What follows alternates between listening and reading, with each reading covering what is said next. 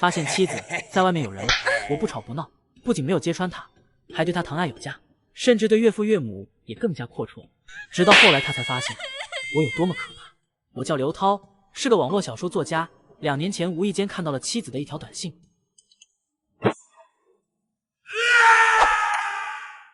那晚我悄悄跟踪他到了一家酒店，我透过门缝看到的是男人都无法接受的画面。只见一个男人正在和我的妻子切磋武艺，而我的计划也从此刻开始。自从发现妻子出轨以后，5岁的儿子也越看越不像我，但我并没有带他去做亲子鉴定，反而加倍对他好，给他吃好吃的，给他买喜欢的玩具，经常带他去游乐场。当然，我做这些的想法和目的很简单，要是他是我儿子，那么他即将会面临一个破裂的家庭，我所做的就是对他的一点补偿而已。要是他不是我儿子，那么我对他的好也将是我计划中的一环。今天是我爸的生日，你带点礼物，再顺便买些菜，晚上一起过去吃饭。没问题的，老婆，我这就出去办。岳父岳母是国营企业退休人员，平时儿子都交给他们带，他们退休金虽然不多，但足以养活他们老两口，本来可以安享晚年生活，但岳父却总想再要个儿子。他认为一个外孙也是带，再多养个儿子也没问题。但是岳母和妻子却强烈的反对。本来我也觉得年纪大了不该折腾，可一想到她闺女的背叛，让我产生鼓励岳父的想法，因为我的计划又多了一环。小涛，你看这个新闻了吗？一个60多的女人做试管生一对双胞胎。爸，我知道这个新闻，我支持你的想法，这样也能聊了你没有儿子的遗憾。我这边先转给你2万块钱，回头给妈买些补品，如果不够我再给您转。自从发现妻子出轨后，我对岳父岳母可以说比亲闺女对他们都好。收到钱的岳父也高兴得合不拢嘴，端起酒杯向我说道：“来，我的好女婿，今天晚上咱爷俩喝个痛快。”好的，爸。公司突然有点事，老板需要我立马过去加班。哦，好的，老婆，在家要是没吃饱，就在外面再吃点。我会的。其实刘涛早就通过私家侦探在外监视着妻子的一切行动，就为了收集妻子的出轨证据，实现之后的计划。小涛，告诉你一个好消息，昨天晚上你妈终于被我说服了，就差你资金方面的支持了。你要是能再劝劝她，这事基本上也就成了。真的吗？爸，那太好了，要是这样的话，我和小雪就有弟弟了。听说试管婴儿双胞胎几率比较大，你看我们都这个岁数了，再养2个儿子，这个费用也是一笔不小的开支啊。爸你放心，我的一篇小说正在签约影视版权，到时可是一笔不小的收入。2个弟弟的抚养费用交给我，您放心大胆造吧。抚养费用肯定需要你帮衬，关键是房子，要是生2个男孩的话，以后长大了没房子找对象都困难。爸，这个你也不许费心，他们可是我亲弟弟，等我那影视版权一到手，别说买2套，就是10套房也绰绰有余。好女婿，你可比我的女儿强多了，以后咱家可都指望着你了。没问题的。挂完电话后，我再也掩饰不住自己内心的喜悦，因为笑声太大，吵醒了经常加班到深夜的妻子。她气冲冲的出来对我说道：“刘涛，你爹啊，你不劝他们也就算了，还鼓励他们造人，他们都一把年纪了，将来有了孩子还不是要我们管？”老婆，爸妈一直都有想要儿子的心愿，咱们有能力就应该帮他们完成心愿，不是吗？哼，你真是不可理喻。随后的日子里，为了能实现我的报复计划，我隔3差5的买各种营养品往岳父母家送。为了打消岳母的顾虑，还花费了大几万块钱给他买了。岳母也终于在我经济实力的鼓励与支撑下，欣然接受了要2胎的决定。发现妻子在外面有人了，我不吵不闹，不仅没有揭穿他，还对他疼爱有加，甚至对岳父岳母也更加阔绰。直到后来他才发现我有多么可怕。接上集，我为了报复妻子出轨，我第一个计划便是鼓励岳父母养2胎。趁着周末，我带儿子去游乐场的间隙，老两口便去了当地一家妇产医院。可遗憾的是，第一次的试管婴儿并没有成功。老婆，因为这次试管婴儿没成功，爸妈心情挺郁闷的。为了让他们开心，我决定了，我想把我们存款拿出来，让他们到上海大一点的医院再试一次。刘涛，你到底怎么想的？干嘛那么盼着他们生孩子？有钱多，还不如留给我和我儿子将来娶老婆呢。你他喵的，儿子还分你我的是吧？呵呵，老婆，我正是因为太爱你，所以才见不得爸妈心中有遗憾呐。至于抚养费用和房子的问题，我多写几本小说就好了。现在的房子可是我婚前财产，我大部分稿费也已经提前转移，现在就把他所知道的积蓄全部花到他爸妈身上，这样他既不会起疑心，也可以按计划走下去。想到这，我又一次激动到笑了起来。妻子见我信心满满，便也不再说什么。随后，我便掏空家产般鼓励岳母不要放弃。在我和岳父的不断岳母终于再次同意了去大城市进行第2次的试管。临去上海的前夕，我安排了一家餐厅，全家聚个餐，这也算是为他们践行。全家人聚齐后，菜也刚上齐，但好巧不巧，那个男的居然也出现了在这里。这么巧啊！小涛，你们认识吗？我来介绍一下，这是小雪的顶头上司陈德发，陈总。哎呀，陈总你怎么在这边呀？不会是公司又有紧急项目要我干吧？是啊，我一看到你，我就想起来了，我下面刚好有几十亿的紧急项目，需要你帮忙赶进度，所以赶紧过来问一下，你明天有没有空？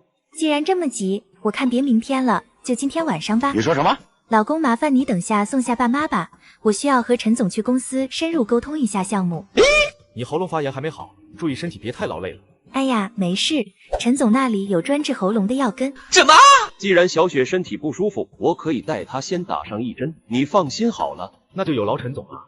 我也听小雪常常提起你，说每天指导她工作到深夜，依然干劲十足。而且在你的教导下，每次工作起来都充满了激情，不愧是小雪天天放在嘴里的领导啊。不用客气，小刘兄弟，这些都是我应该做的，和你老婆深入交流，她总能在工作中抓住要点，所以工作就跟睡觉一样轻松。陈总，我们赶紧出发吧，上了高速再说。见过狗抢屎吃，没见过屎着急被狗吃的。第2天，我回来了，老公。你膝盖怎么了？怎么又红又肿的？没事，加了一晚上班，没站稳，不小心碰桌子上了。你看肿的都发炎了，这属于工伤，真应该让你们那个陈总带你再打上1针。讨厌，昨晚上被他打那1针，人家屁股到现在还疼着呢。对了，你那影视版权到底靠谱吗？不会出什么差错吧？你就放心吧，老婆，我对我的作品非常有信心，等我好消息吧。希望一切顺利，千万别砸手里了。我们这么大一家子，可是还要指望你那老公。你和陈总也加1晚上班了，肯定很累了，快点回房休息吧。好的。小涛，给你说个好消息，你妈怀上了1对双胞胎男孩。哦，那真是太好了！我现在再给你打几万块钱，给妈买点营养品补一补。你妈是得补一补了，那我就不跟你客气了。但现在2个孩子房子的事，你打算怎么解决呢？爸，孩子不是离出生还早着吗？房子的事不用着急。小涛，不是我着急，你看现在的房价一天一涨，我实在是担心过段时间涨得买不起了，可怎么办？您说的对，房子确实是越来越贵，但我那小说影视版权需要2个月才能下来，要不这样吧，爸，你先把你们存款拿出来，把现在的住房抵押出去，先首付2套恒大地产的房子，而且那是出了名的高档小区，以后肯定不会。那2个月后你能保证拿到钱吗？这可开不得半点玩笑。我非常的确定，您就放心吧。妻子在外面有人了，我不仅没有拆穿她，还拿出全部身家鼓励岳母生2胎。岳父也在我的洗脑下抵押了房子，贷款去买恒大地产。而我让他们买恒大的原因，是因为我打探到可靠的火爆消息，那里马上就要烂尾了。而我的报复计划的前期工作基本上已完成，现在就差岳母的2个孩子顺利出生了，我必须演好接下来的戏。半年后，岳母的肚子已经不小了，想要打掉基本上也不可能。于是我就找了借口，不再为岳父还贷款。小涛，你这个月稿费怎么还迟迟不下来？要是不能按时还贷款，银行会把我们的老房子拍卖的。爸，听经纪人说那个平台正在准备上市，最近是比较多，稿费推迟到下个月发了。什么？那这怎么办？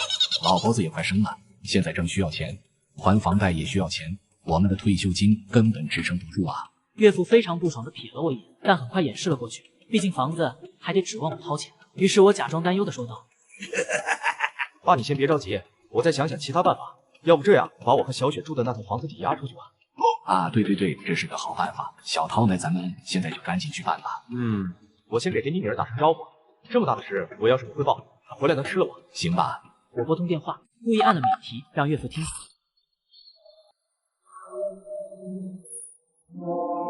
死鬼小点声，我接下家里那个废物的电话。有事快说，陈总这会正准备给我做疏通工作呢。老婆，咱爸那2套房该还贷款了，我那稿费出了点问题，得下个月才能到账，能不能先把咱们住的这套房子抵押出去，先还了贷款？刘涛，你他喵的是不是有病啊？你给他们贷款买房，经过我同意了吗？现在出了问题，居然还要把我们的房子抵押出去，你脑子到底在想什么呀？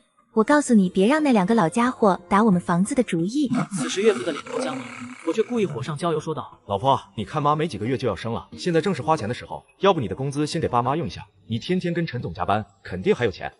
给我闭上你的嘴，别跟我提那俩孩子，你们谁爱养谁养，反正我不养，没别的事，先挂了。气死我了！这闺女我算是白养了，我这就去他们单位找她去，看我怎么收拾她。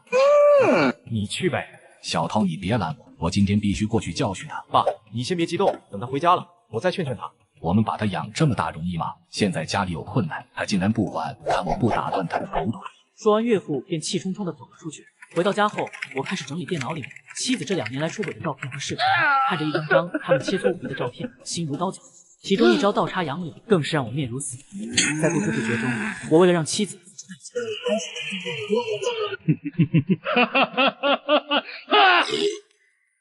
第2天清晨，准备看笑话的我早早便去了岳父家，却不料在我刚准备进门的时候，里面传来了岳父岳母说话的声音。老头子啊，我们买房是不是不该这么早啊？都逾期2个月没有还房贷了，刘涛那小子的影视版权还能靠得住吗？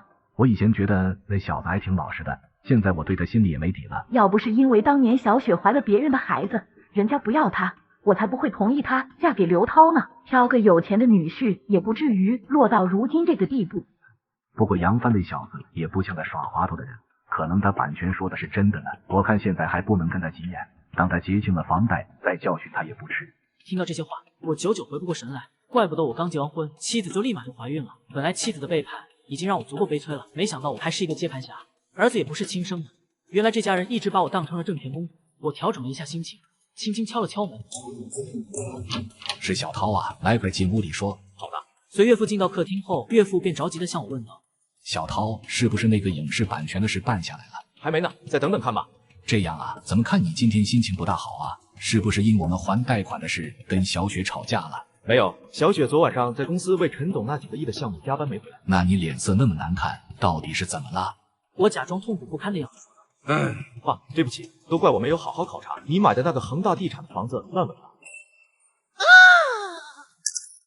妻子在外面有人了，我不仅没有拆穿她，还花光让岳母怀上2胎，再让岳父接手烂尾了。而我的目的很简单，就想让他们接上去。当我告诉岳父房子要烂尾后，岳父当场晕厥，岳母更是吓得惨叫连连。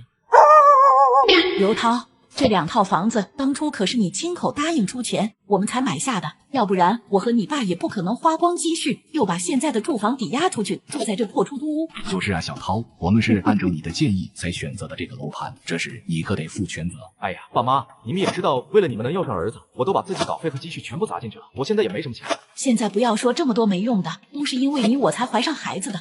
打住，岳母，你别乱讲话，让观众听到还以为你怀了我的孩子。我不管，你无论想什么办法，都得把这个烂摊子收拾了。妈，我知道你很急，但是你先别急，既然已经这样了，总会有办法解决。对了，爸，你昨天找到小雪了吗？结果怎样了？一说起这闺女就来气，昨天我还没进她公司门，就被保安拦了下来。这位老先生，你拿着一个这么可怕的烂货还想干什么？难道你和我们陈总一样，也是一位武术爱好者？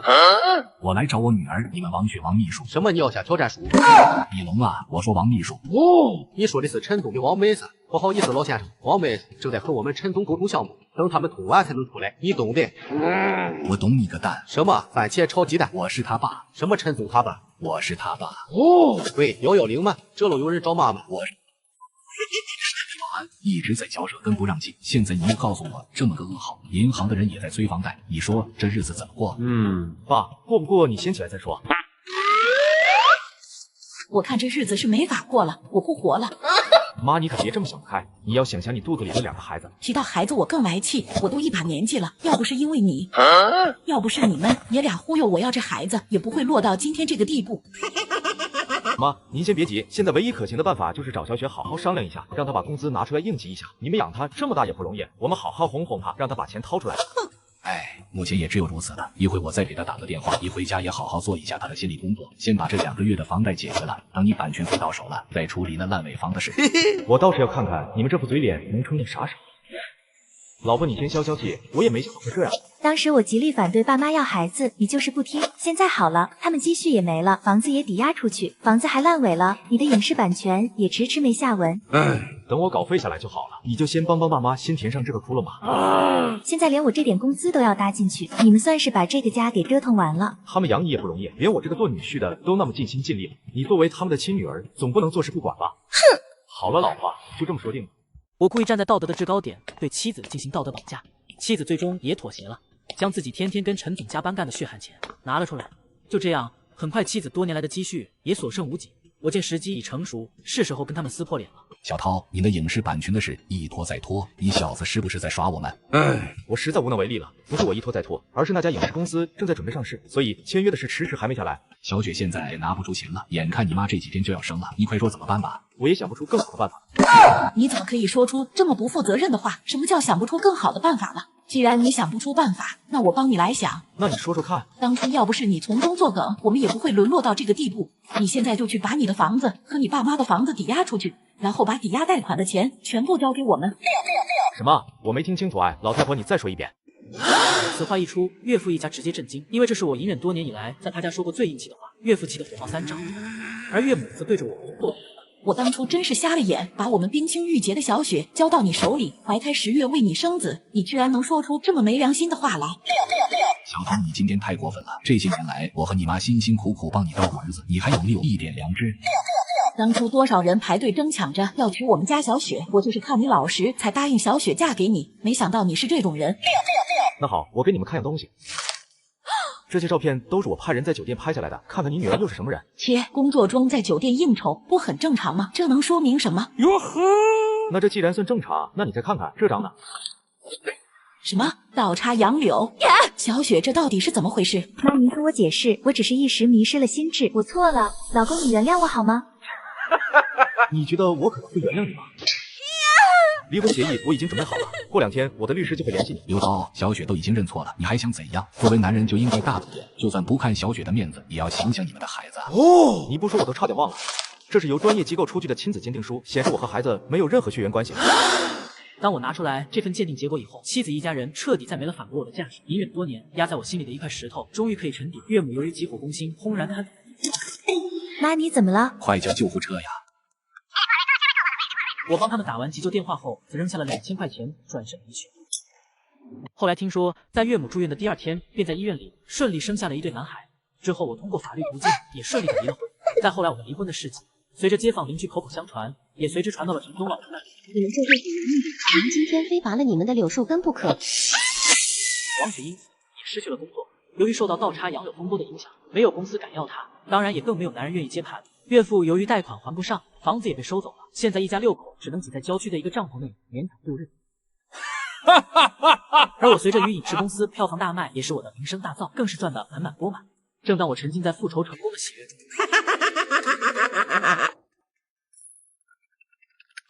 老公该睡觉了。马上好了，老婆，等我写完这篇小说的结尾。